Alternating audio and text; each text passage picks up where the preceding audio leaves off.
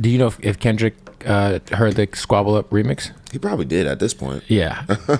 I feel like, because I play that shit on the radio out here, so I feel like Yeah, I've heard. That's tight, man. I appreciate that. Yeah. Great freestyle. And my favorite was the Pac one. The Pac one was fucking crazy. Yeah, the Pac one was hard.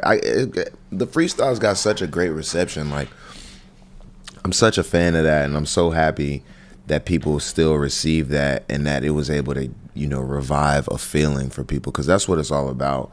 And I feel like it sets it up for so much more. Like, that was only the beginning. Yeah, even like the cloud shit with Cole. Clouds with Cole. Yeah, all of them. I got a special place in my heart for all my little babies. So that, like, the Cole like record, did he like, so he had sent that to you ahead of time? Yeah, well, he sent it to me to clear the laugh. Because there's a Wiz Khalifa laugh in the That's song. so funny. You got to clear that. Yeah, he didn't have to. He was just being cool. Right. Yeah. I mean, it's out of respect. Out of respect. He showed love and was like, yo, can we use the laugh? And then this is when I was doing all the freestyle. So I was on one. I was like, nigga, let me put a verse on there. And he's like, all right, cool. So I put the verse on there. But the same night, I just dropped it on my Instagram. And then everybody started going crazy. Like, people started picking it up. And it just created this, this whole narrative. So he ended up releasing it on his website as well. But it was cool. It was fun. No, he's doing a real good job of taking like a non-traditional approach to whatever we're in with him. Like this rollout, he's got blog posts and podcasts. And yo, talk to me, because I've been saying this, like, the blog era of hip hop, for all of its strengths and weaknesses, to me, it was an era where there were actually gatekeepers. Yeah. But the gatekeepers had good taste for the most part. Who do you think were the gatekeepers? Well, I just mean, like, if you think about like Nah Right, Two Dope Boys, like if these guys really, if they posted your music, they had the power to like change your momentum. Like there was like a lot of those, whether it was Rap Radar, whether it was there's so many of those blogs. Yeah. And I think the cool thing about that blog era, though, like, it was blog era because of the blogs, but it was bigger than the blogs, though. It was about the fans. Right. And it was everybody. We all had our own fans. And the blogs were to entertain the fans. Like, we went to the blogs because that was the underground at the time. That was the underground for sure. And that was people's jobs who didn't make music. They were like, okay, let me write about let me go music. And get a Z-Share link. I'm not even talking about the write. I just remember just getting new music on these sites. Like, but the blog era, the artists, like, we were on tour, we were underground, we were just, in our fans' faces. And I think that's bigger than the blogs to me. Right. Like, I love the blogs, but the blogs didn't make us, though. Like, Twitter, you know what I'm saying? YouTube and stuff like that. That's what really, really made it crack, because without that, we wouldn't have an outlet to our fans that the blogs picked up later. Like, it was almost like that was the first time that artists had a direct-to-consumer relationship. Exactly. And that was good. It was hard. Yeah, and that was good because with the blogs, they were directly running it, so we didn't have to go to anybody, any higher ups. We had our direct to our fans, and then we had our direct to our media as well. So we didn't need anybody to promote us. We were promoting ourselves through our network. That was the blog era, and it was cool. It was fun. We were self-sufficient, and we all knew each other. We all had respect for each other. We all, we all assisted each other's come-ups.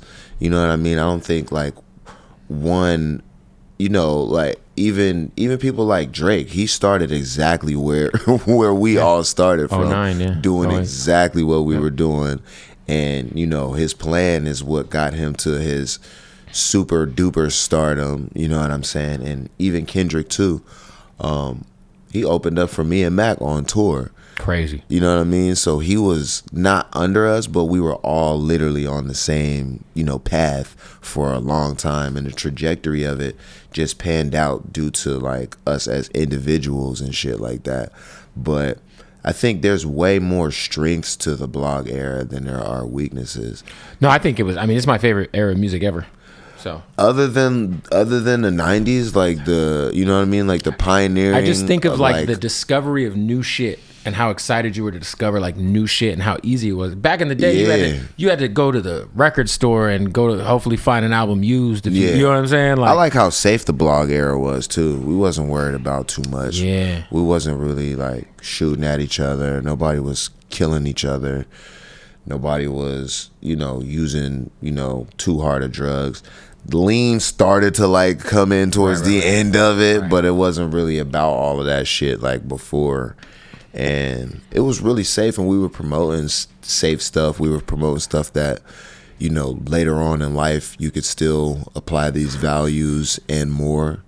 And, like I said, in the 90s, people were very diverse, and in the blog era, it was really diverse as well. Like, you had freaking Freddie Gibbs, and you had Flatbush Zombies, and you had, Currency, and you had motherfucking... Shit, you had Mike Posner. Yeah. Like, he's a blog era. Yeah, mixtapes. Like, just like random...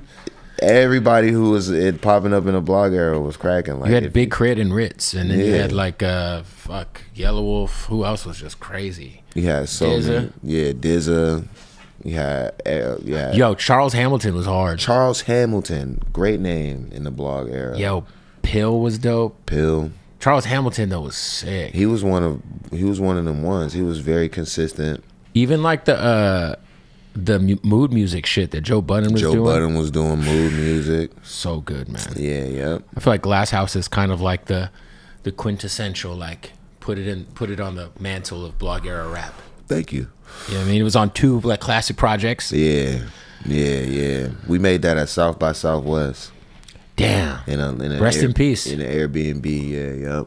South by Southwest used to be the shit, man. When the Ilmore was cracking. The Ilmore was jumping. We just used to roam the streets of South by Southwest. That shit used to be fun.